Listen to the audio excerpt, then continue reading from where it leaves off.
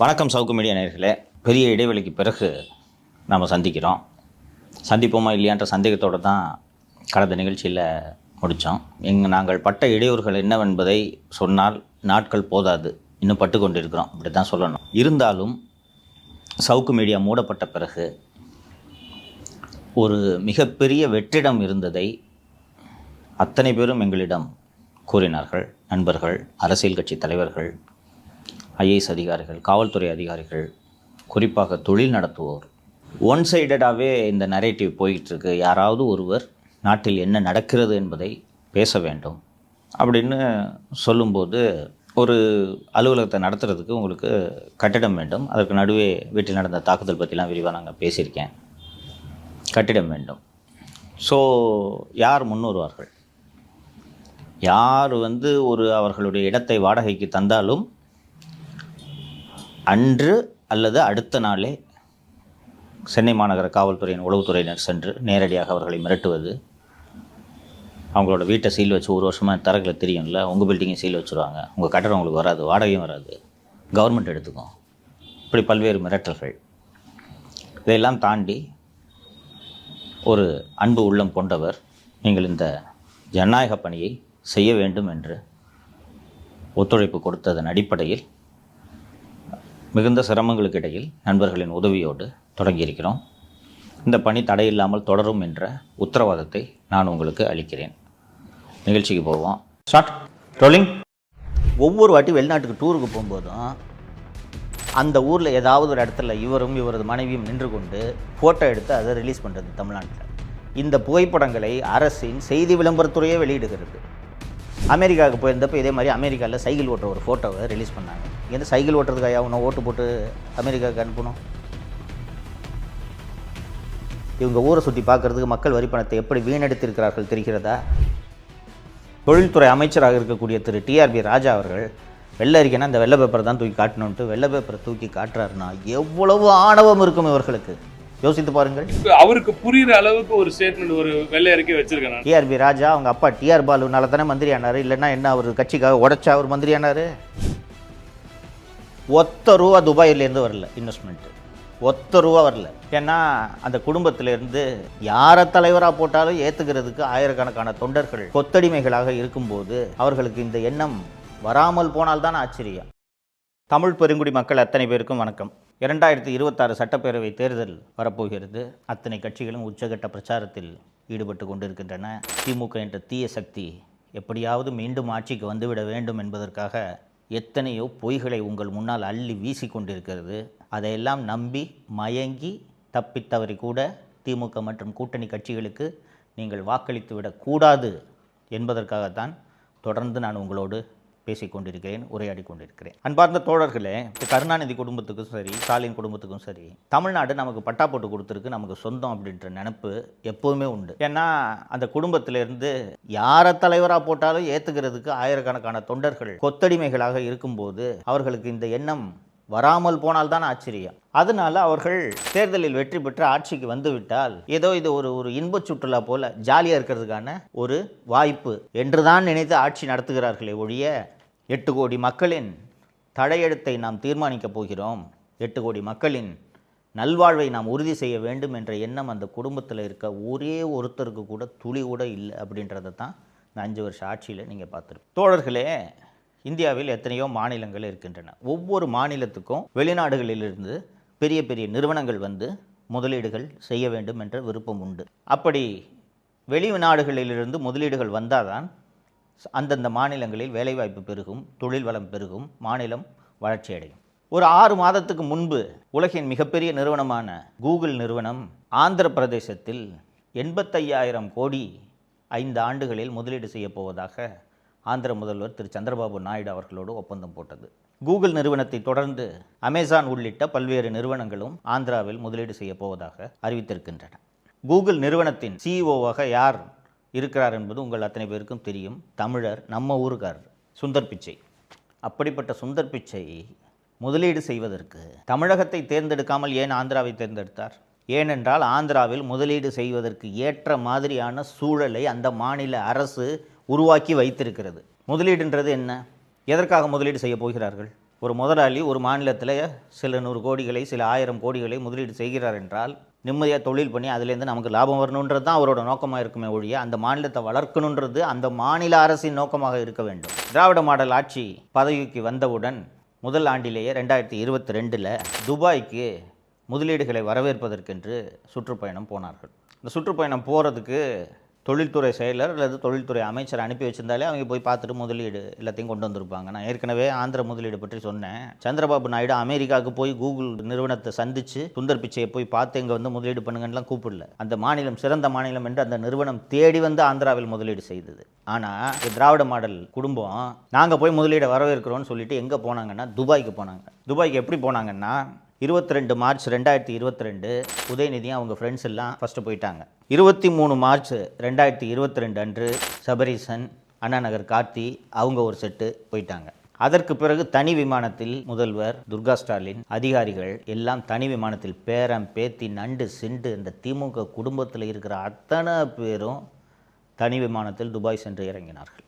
கிட்டத்தட்ட ஒரு வாரத்திற்கு மேல் துபாயில் ஆட்டம் போட்டது இந்த குடும்பம். வேறு ஒன்றும் இல்லை. அங்கே போய் ஏஆர் ரஹ்மான் ஸ்டுடியோவை பார்க்குறது, புர்ஜ் காலிஃபா டவரில் ஏறி அங்கே நின்றுக்கிட்டு புகைப்படம் எடுத்துக்கொள்வது, அந்த புகைப்படங்களை வெளியிடுவது என்று கிட்டத்தட்ட இன்பச் சுற்றுலா போல இவர்கள் அந்த முதலீட்டு பயணத்தை நடத்தினார்கள். தோழர்களே, உங்கள் எல்லாருக்கும் தோணும், ஏன் ஒரு முதலமைச்சர் தானே, இவருக்கென்று விடுமுறை எடுத்துக்கொள்ளக்கூடாதா, இவர் துபாய் செல்லக்கூடாதா என்ற கேள்வி உங்களுக்கு எழும். தாராளமாக போகலாம், தவறு கிடையாது. இவங்களுக்கு இருக்க பணத்துக்கு சொந்த காசை செலவு பண்ணிட்டு துபாய்க்கோ அமெரிக்காவுக்கோ உலகின் எந்த நாட்டுக்கோ போய் சுற்றி பார்க்கலாம் இல்லையா? ஆனால் மக்களின் வரிப்பணத்தில் அரசாங்க காசில் உலகத்தை சுற்றி பார்க்க வேண்டும் என்ற புத்தி இந்த குடும்பத்துக்கு இருக்குதா இல்லையா? அதனால் தான் இதை முக்கியமாக சுட்டி காட்டுகிறேன். போய் துபாய் சுற்றுப்பயணத்தை எல்லாத்தையும் முடிச்சுட்டு வந்தார். வந்து 6100 கோடி முதலீடு துபாயிலிருந்து வரப்போகிறது.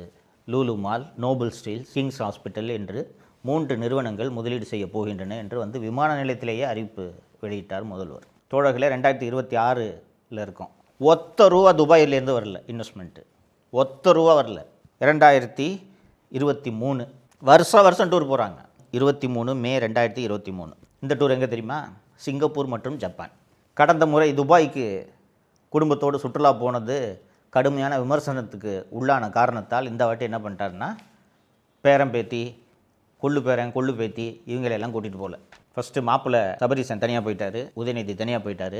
திரு ஸ்டாலின் மற்றும் அவரது மனைவி துர்கா ஸ்டாலின் மற்றும் படை பரிவாரங்கள்லாம், உளவுத்துறை ஐஜி செந்தில்வேலன், தினேஷ் எல்லாம் சேர்ந்துக்கிட்டு சிங்கப்பூர் மற்றும் ஜப்பான் நாடுகளுக்கு 23 மே 2023 அன்று சுற்றுப்பயணம் சென்றார்கள். சுற்றுப்பயணம் என்ன? முதலீட்டாளர்களை வரவேற்பதற்காக, முதலீடுகளை வரவேற்பதற்காக பயணம் என்று போனார்கள். போயிட்டு வந்து 3000 கோடி ரூபாய் ஜப்பான் மற்றும் சிங்கப்பூரிலிருந்து முதலீடு வரப்போகிறது என்று விமான நிலையத்தில் முதல்வர் அறிவித்தார். தோழர்களே, இதுவரைக்கும் 10 பைசா முதலீடு அங்கிருந்து வரவில்லை. ஐரோப்பாவிலேயே ஒரு நலிவடைந்த பொருளாதாரம் என்று பொருளாதார வல்லுநர்கள் எந்த நாட்டை கூறுகிறார்கள் என்றால் ஸ்பெயின் நாட்டை சொல்லுவார்கள். சரிங்களா? ஸ்பெயினில் பெரிய அளவு தொழில் வளம் எல்லாம் இல்லை. ஐரோப்பாவிலேயே ஒரு ஸ்பெயின் சுற்றுலாவுக்கு நல்ல நாடே ஒழிய இண்டஸ்ட்ரியல் லெவலில் ஜெர்மனி போல் ஸ்பெயின் வந்து ஒரு முதலீடுகளை தொழில் ரீதியாக வளர்ந்த ஒரு நாடு என்று சொல்ல முடியாது. ஸ்பெயினிலிருந்து முதலீடுகளை வரவேற்கப் போகிறேன் என்று 27 ஜனவரி 2024 முதல் 7 பிப்ரவரி 2024 வரை 15 நாட்கள் ஸ்பெயினுக்கு சுற்றுப்பயணம் போகிறார். போயிட்டு வந்து விமான நிலையத்தில் ஒவ்வொரு வாட்டியும் வந்த உடனே இஷ்டத்துக்கு கூசாமல் போய் சொல்கிறது. இந்த வாட்டி எவ்வளோன்னு கேட்டிங்கன்னா 3440 கோடி ரூபாய் முதலீடு ஸ்பெயினிலிருந்து வரப்போகிறது. அந்த முதலீட்டிலிருந்தும் 10 பைசா இது வரைக்கும் வரல. அதற்கு பிறகு ஜனவரி மாதம் 2024 2 டூர், 28 ஆகஸ்ட் 2024 முதல் 12 செப்டம்பர் 2024 வரை எங்கே சுற்றுப்பயணம் சென்றார் என்றால் அமெரிக்காவுக்கு சுற்றுப்பயணம் சென்றார். அமெரிக்காவுக்கு சுற்றுப்பயணம் சென்றார் என்றால் அங்கே போய் முதலீட்டாளர்களை வரவேற்க அப்படின்ட்டு தானே நமக்குலாம் கதை சொல்கிறாங்க. அங்கே போய் என்ன வேலை பார்த்தாரு தெரியுமா? ஐஃபோன் தயாரிக்கக்கூடிய ஆப்பிள் நிறுவனத்தை போய் சுற்றி பார்க்குறாரு, கூகுள் நிறுவனத்தை சுற்றி பார்க்குறாரு. அமெரிக்காவில் இருக்கக்கூடிய முக்கியமான தொழில் நிறுவனங்கள் எல்லாம் போய் டூரிஸ்ட் மாதிரி போய் சுற்றி பார்த்து விட்டு வந்து விமான நிலையத்தில் 7516 கோடி ரூபாய் முதலீடு அமெரிக்காவிலிருந்து வருகிறது என்று அறிவித்தார். இந்த முதலீட்டிலிருந்தும் 10 பைசா இது வரைக்கும் வரல. இதில் என்ன விசேஷம் கேட்டிங்கன்னா, ஒவ்வொரு வாட்டி வெளிநாட்டுக்கு டூருக்கு போகும்போதும் அந்த ஊரில் ஏதாவது ஒரு இடத்துல இவரும் இவரது மனைவியும் நின்று கொண்டு ஃபோட்டோ எடுத்து அதை ரிலீஸ் பண்ணுறது தமிழ்நாட்டில். இந்த புகைப்படங்களை அரசின் செய்தி விளம்பரத்துறையே வெளியிடுகிறது. அமெரிக்காவுக்கு போயிருந்தப்போ இதே மாதிரி அமெரிக்காவில் சைக்கிள் ஓட்டுற ஒரு ஃபோட்டோவை ரிலீஸ் பண்ணாங்க. இங்கேருந்து சைக்கிள் ஓட்டுறதுக்கு ஐயா ஒன்று ஓட்டு போட்டு அமெரிக்காவுக்கு அனுப்பணும்? யோசிச்சு பாருங்கள். இப்படிப்பட்ட ஒரு முதல்வர் தேவையா நமக்கு? அதற்கு பிறகு கடைசி சுற்றுப்பயணம் 30 ஆகஸ்ட் 2025 முதல் 8 செப்டம்பர் 2025 வரை 8 நாட்கள் சுற்றுப்பயணமாக ஜெர்மனி மற்றும் இங்கிலாந்துக்கு சுற்றுப்பயணமாக முதல்வர் அவரது குடும்பத்தோடு மனைவி திருமதி துர்கா ஸ்டாலின் மற்றும் செந்தில்வேலன் படை பரிவாரங்களோடு சென்றார். இந்த முறை ஐரோப்பிய சுற்றுப்பயணம், இந்த ஜெர்மனி மற்றும் யூகே சுற்றுப்பயணம் முடிந்த பிறகு வந்து இவர்கள் அறிவித்த முதலீடு எவ்வளவு தெரியுமா? 15,000 கோடி ரூபாய்க்கு முதலீடு ஜெர்மனி மற்றும் இங்கிலாந்திலிருந்து வரப்போகிறது என்று அறிவித்தார்கள். இதுக்கு நடுவில் ஒரு தமாசெல்லாம் பண்ணாங்க. ஆக்ஸ்போர்டு பல்கலைக்கழகத்தில் பெரியாரின் படம் நிறுவப்பட்டது என்று ஒரு பெரியாரோட ஃபோட்டோ வச்சு அந்த புகைப்படங்களை எல்லாம் வெளியிட்டார்கள். அந்த ஆக்ஸ்போர்டு பல்கலைக்கழகம் வந்து எல்லாமே இன்டர்நெட்டில் அதோட டீட்டெயில்ஸ் எல்லாம் அவைலபிள். ஆக்ஸ்போர்டில் இப்போ ஆக்ஸ்போர்டு பல்கலைக்கழகத்துக்கு உள்ளேயே பல்வேறு கல்லூரிகள் இருக்கின்றன. அந்த பல்வேறு கல்லூரிகளுக்கென்று அரங்கங்கள் தனியாக இருக்கின்றன. ஒரு ஹால் இருக்குன்னு வச்சுக்கோங்களேன். அந்த அரங்கங்களில் உலகில் எந்த அமைப்பை சேர்ந்தவர்கள் வேண்டுமென்றாலும் அந்த அரங்கத்தை வாடகைக்கு எடுத்து லெக்சர் நடத்தலாம். ஃபார் எக்ஸாம்பிள், நீங்கள் ஜெனட்டிக் சயின்ஸில் ஒரு புதிய தியரியை நீங்கள் கண்டுபிடிச்சிருக்கக்கூடிய ஒரு விஞ்ஞானின்னு வச்சுக்கோங்களேன். இந்த ஜெனட்டிக் சயின்ஸ் பற்றி நான் ஒரு பேப்பரை ப்ரெசென்ட் பண்ணுறேன் அப்படின்ட்டு இந்த ஜெனட்டிக் சயின்ஸ் சம்மந்தமாக படிக்கக்கூடிய மாணவர்கள், ஆராய்ச்சியாளர்கள் வந்து இந்த லெக்சரை அட்டென்ட் பண்ணலாம் அப்படின்ட்டு நீங்கள் அந்த ஹாலை வாடகை எடுத்துக்கலாம். சரிங்களா? அப்போது அந்த ஆக்ஸ்ஃபோர்டு பல்கலைக்கழகத்திலேயே ஜெனட்டிக் சயின்ஸ் பற்றி படிக்கக்கூடிய மாணவர்கள் உங்களோட லெக்சரை, நீங்கள் முக்கியமான ஆளாக இருந்தீங்கன்னா வந்து அந்த லெக்சரை அட்டென்ட் பண்ணுவாங்க. சில லெக்சர்ஸ்க்கெல்லாம் டிக்கெட் கொடுத்து வாங்கணும். ஓகேங்களா? இதுபோல் ஆக்ஸ்ஃபோர்டு பல்கலைக்கழகத்தில் ஒரு ஹாலை வாடகை எடுத்து ஒரு சாதாரண ஸ்டாண்ட் இருக்கும் தெரியுமா, புகைப்படங்கள்லாம் வைக்கிற மாதிரி, இறந்து போனவங்களுக்கெல்லாம் அஞ்சலி செலுத்துறதுக்கு ஒரு புகைப்படம், ஒரு ட்ரைபாடு மாதிரி வச்சு அதில் ஒரு ஃபோட்டோ வைப்பாங்கல்ல, இது மாதிரி 1500 ரூபாய்க்கு ஒரு பெரியார் ஃபோட்டோவை வாங்கி அந்த ஹாலை வாடகைக்கு எடுத்து அங்கே போய் இவரை கோட்டு சூட்டு போட்டுக்கிட்டு பேசுகிற மாதிரி இவரை பேச வச்சு அதில் ஒரு ஃபோட்டோ வச்சு ஆக்ஸ்ஃபோர்டு பல்கலைக்கழகத்தில் பெரியார் படத்தை முதல்வர் நிறுவினார் என்று இதற்கு ஒரு பொய்யை சொன்னார்கள். இப்படிப்பட்ட ஒரு கேவலமான கட்சியையோ கேவலமான அரசையோ பார்த்துருக்கிறீர்களா? இந்த வேலையை பண்ணுறதுக்கு மக்களோட வரிப்பணம் கோடிக்கணக்கில் செலவிடப்பட்டிருக்கிறது. நான் இந்த 5 வருஷமாக இவர்கள் போன இந்த டூரோட பட்டியல் எல்லாம் நான் ரெகுலராக இப்போ படித்தேன், பார்த்துருப்பீங்க. மக்களே, இந்தியாவில் எல்லா மாநிலங்களுக்கும் வெளிநாடுகளிலிருந்து முதலீடு வருகிறது. ஆந்திராவை உதாரணமாக சொன்னேன். எந்த மாநிலத்தோட முதல்வராவது அந்தந்த நாட்டுக்கு போய் முதலீடு வேணும்ன்ட்டு கேட்குறாங்களா? கேட்டு கேள்விப்பட்டிருக்கீங்களா? ஒரு மாநிலத்தில் முதலீட்டுக்கான சூழல் நன்றாக இருந்தால் தானாக முதலீடுகள் வரப்போகிறது. நீங்கள் அங்கே போய் நேரடியாக போய் முதலீடுகள் வேணும்னு அழைக்கணும். இப்போ ஆப்பிள் கம்பெனி இன்வெஸ்ட்மெண்ட் வேணும்னா இங்கேருந்து நேராக போய் டிம் குக்கை பார்த்து, சார் எங்கள் ஊரில் இன்வெஸ்ட் பண்ணுங்கன்னு கேட்கணுமா? ஒரு மெயில் போட்டால் போதாதா? இவங்க ஊரை சுற்றி பார்க்குறதுக்கு மக்கள் வரிப்பணத்தை எப்படி வீணடித்திருக்கிறார்கள் தெரிகிறதா? இப்படி முதலீடுகளை வரவேற்கிறோம் என்ற பெயரில் மக்கள் வரிப்பணத்தில் உலகத்தை பூராக சுற்றி வரலாம், யாரும் நம்மை கேள்வி கேட்க மாட்டார்கள் என்று இந்த குடும்பத்துக்கு எவ்வளோ தைரியம் வந்திருக்கு தெரியுதா? எங்கேருந்து இந்த தைரியம் வரும்? எவ்வளோ தான் இந்த 5 வருஷத்தில் முதலீடு வந்துச்சு? வெள்ளை அறிக்கை வெளியிடுங்கள் என்று எதிர்க்கட்சி தலைவர் திரு எடப்பாடி பழனிசாமி அவர்கள் பலமுறை வலியுறுத்தியிருக்கிறார். தொழில்துறை அமைச்சராக இருக்கக்கூடிய திரு டிஆர்பி ராஜா அவர்கள் வெள்ளை அறிக்கைனா இந்த வெள்ளை பேப்பரை தான் தூக்கி காட்டணுன்ட்டு வெள்ளை பேப்பரை தூக்கி காட்டுறாருன்னா எவ்வளவு ஆணவம் இருக்கும் இவர்களுக்கு? யோசித்து பாருங்கள். மக்கள் வரி பணத்தில் உலகம் பூரா போய் சுற்றுறீங்க, குடும்பத்தோடு போய் சுற்றுறீங்க. எவ்வளையா முதலீடு வந்திருக்குன்ட்டு அது சம்மந்தமான ஃபேக்சுவல் ரிப்போர்ட் கொடுங்கன்னு வெள்ளை அறிக்கை கேட்டால் வெள்ளை பேப்பரை தூக்கி காட்டுறாருன்னா எவ்வளவு ஆணவம் இருக்கும் இவர்களுக்கு? இந்த ஆணவக்காரர்கள் மீண்டும் ஆட்சிக்கு வரலாமா? இதை நீங்கள் யோசிக்க வேண்டும். ஆட்சிக்கென்று வந்து விட்டால், மக்கள் வாக்களித்த ஆட்சி கட்டிலில் அமர்ந்து விட்டால் நம்மை யாரும் எதுவும் செய்ய முடியாது என்ற ஆணவம் திமுகவில் இருக்கக்கூடிய அத்தனை பேரிடமும் இருக்கிறது. நீங்கள் இதை மறந்துடக்கூடாது. டிஆர்பி ராஜா அவங்க அப்பா டிஆர் பாலுனால தானே மந்திரி ஆனார், இல்லைன்னா என்ன அவர் கட்சிக்காக உடைச்சா அவர் மந்திரி ஆனார்? இப்படிப்பட்ட ஆணவக்காரர்கள் மீண்டும் ஆட்சியில் அமர்வதை நீங்கள் ஒரு நாளும் அனுமதிக்கக்கூடாது. நீங்கள் நினைவில் வைத்துக் கொள்ளுங்கள். தப்பி தவறி யாராவது நான் திமுகவுக்கோ திமுக கூட்டணி கட்சிக்கோ வாக்களிக்க போகிறேன் என்று சொன்னால் அவர்களிடம் பேசி புரிய வைக்க வேண்டியது இந்த வீடியோவை பார்க்கும் ஒவ்வொருவரது கடமை என்பதை இந்த நேரத்தில் நான் உங்களுக்கு நினைவுபடுத்த விரும்புகிறேன். மறந்துவிடாதீர்கள் தோழர்களே, திமுக என்ற தீய சக்தி தப்பி தவறி கூட ஆட்சிக்கு வரக்கூடாது. இதை நினைவில் வைத்துக் கொள்ளுங்கள். வாக்களிக்கும் போது இதை மறந்து விடாது. மு.க. ஸ்டாலின் என்ற குடும்பத்தினர் கொள்ளையடிப்பதற்காக தவிர வேறு எதற்காக இந்த திமுக என்ற இயக்கம் இன்று செயல்படுகிறது? நன்றாக யோசித்து பாருங்கள். வேறு எந்த கட்சியிலாவது இத்தனை அதிகார மையங்கள் இருக்கிறதா? தனது பேரனான இன்பநிதியை, உதயநிதியை எப்படி ரெட் ஜெயண்ட் மூலமாக கொண்டு வந்தார்களோ அதே போல திராவிட முன்னேற்ற கழகத்தின் தலைமை பொறுப்பேற்பதற்கு அவரை தயார்படுத்தி கொண்டிருக்கிறார்கள் என்பதை ஊரே அறியும். அப்போ இந்த திமுக என்ற கட்சி யாருக்காக நடக்குது? ஒரு குடும்பத்துக்காக தானே. இதுதான் ஜனநாயகமா? மன்னராட்சியாக நடக்குது. அப்பாவுக்கு பிறகு அவங்க பையன், அதுக்கு பிறகு அவங்க பையன் என்று.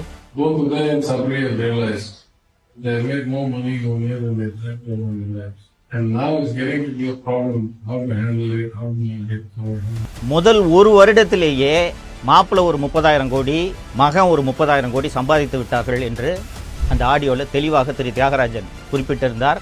அதன் காரணமாக அவரது நிதியமைச்சர் பதவியையும் அவர் இழந்தார்.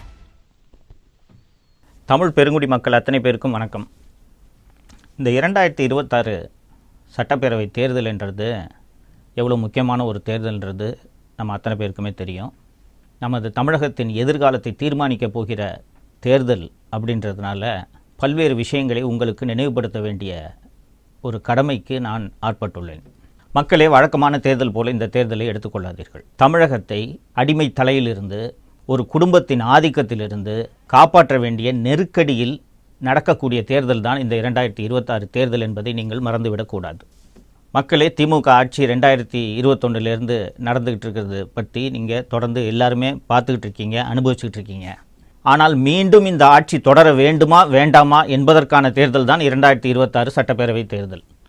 எந்த கட்சி ஆட்சிக்கு வர வேண்டும் என்பதை விட திமுக ஆட்சிக்கு வரக்கூடாது என்பதை உறுதி செய்ய வேண்டிய தேர்தலாக இந்த தேர்தல் இருப்பதனால்தான் சில விஷயங்களை நாம் தொடர்ந்து விவாதிக்க வேண்டியதாக இருக்கிறது. 1949ஆம் ஆண்டில் திமுகவை அறிஞர் அண்ணா மொழிப்போர் உள்ளிட்ட பல்வேறு மாநில உரிமை உள்ளிட்ட பல்வேறு விஷயங்களுக்காக தொடங்கினார் என்றது வரலாற்றில் பல்வேறு பேர் நீங்கள் படித்திருப்பீர்கள்.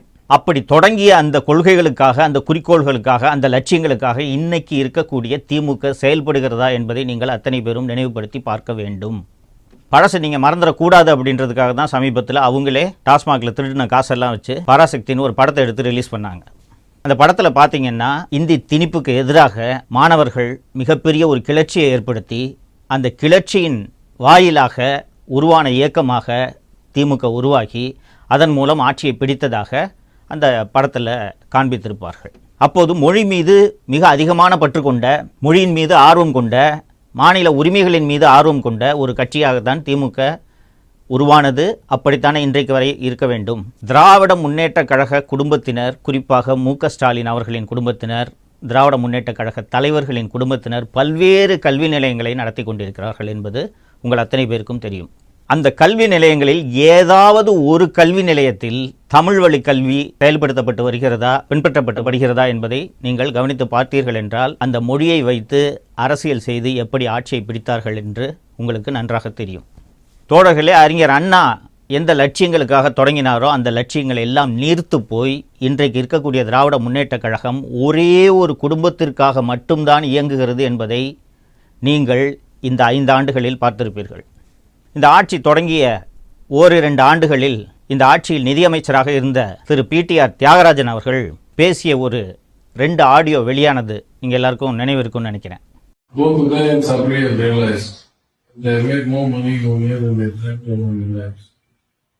And now it's getting to be a problem. How to handle it, how to make it, how to make it clear. And what we make enter in 10-50%. Simply we create factor because of one.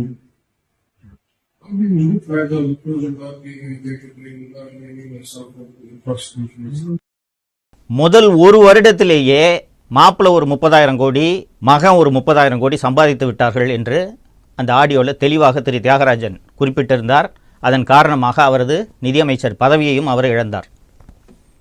தோழர்களே, முதல் வருடத்திலேயே ஒரே வருடத்தில் 60,000 கோடி சம்பாதிச்சிருக்காங்கன்னா இந்த 5 ஆண்டுகளில் இவர்கள் எவ்வளவு கொள்ளையடித்திருப்பார்கள் என்பதை நீங்கள் நினைத்து பார்க்க வேண்டும், ஊகித்து கொள்ள வேண்டும். இன்றைக்கி திராவிட முன்னேற்ற கழகம்ன்ற இந்த கட்சி எதற்காக செயல்படுகிறது என்பதை நீங்கள் சற்றே யோசித்து பார்க்க வேண்டும், அலசி பார்க்க வேண்டும். மு.க. ஸ்டாலின் என்ற குடும்பத்தினர் கொள்ளையடிப்பதற்காக தவிர வேறு எதற்காக இந்த திமுக என்ற இயக்கம் இன்று செயல்படுகிறது? நன்றாக யோசித்து பாருங்கள்.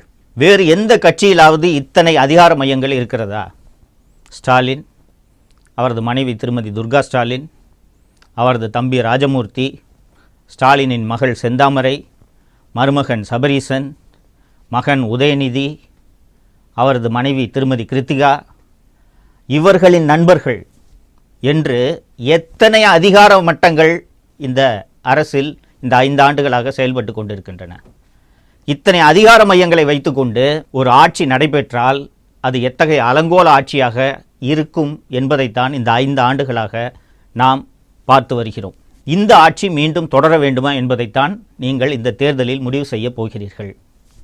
தோழர்களே, எல்லா ஆட்சிகளிலும் குறைகளும் இருக்கும், நிறைகளும் இருக்கும். திமுக ஆட்சியில் வெறும் ஏதோ குறைகளே மட்டும்தான் இருக்கிறது, நிறைகளே இல்லையா என்ற கேள்வி எழும்.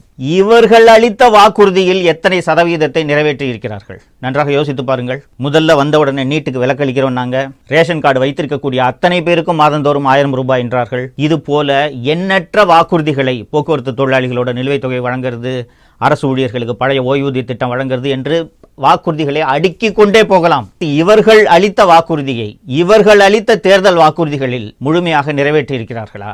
இப்போது எந்த தைரியத்தில் மீண்டும் ஒரு தேர்தல் வாக்குறுதி அளிப்பதற்கான ஒரு குழுவை நியமித்திருக்கிறார்கள் என்பது உள்ளபடியே புரியவில்லை. எதிர்க்கட்சி தலைவர் திரு எடப்பாடி பழனிசாமி அவர்கள் பல்வேறு மேடைகளில் அடிக்கடி குறிப்பிடுவார், நீங்கள் இதை பார்த்திருப்பீர்கள். நான் ஒரு சாதாரண கிளைக்கழக செயலாளர், இன்னைக்கு அதிமுக என்ற ஒரு மாபெரும் இயக்கத்தோட பொதுச் செயலாளராக என்னால் வர முடியுது, திமுகவில் யாராவது வர முடியுமா இது போல என்று ஒரு கேள்வி எழுப்பியிருக்கிறார். நன்றாக யோசித்து பாருங்கள். யாராலாவது இது போல அந்த கட்சியின் தலைவராக இன்று வர முடியுமா? உதயநிதிக்கு என்ன வயசாகுதுங்க? லாயலா காலேஜ் முடிச்சுட்டு ஒரு பிஸ்னஸை ஸ்டார்ட் பண்ணுறாரு. 2007 ரெட் ஜெயண்ட் என்ற ஒரு திரைப்பட நிறுவனத்தை தொடங்குறாரு. இதை தாண்டி இந்த சமூகத்துக்கு உதயநிதி அவர்களின் பங்களிப்பு என்ன? எடுத்த உடனே 2021 எம்எல்ஏ ஆக்குறாங்க. கொஞ்ச நாளில் அமைச்சரானோடனே மூத்த அமைச்சர்களுக்கெல்லாம் மேலே கேபினெட்டில் அவரோட ரேங்க்கு.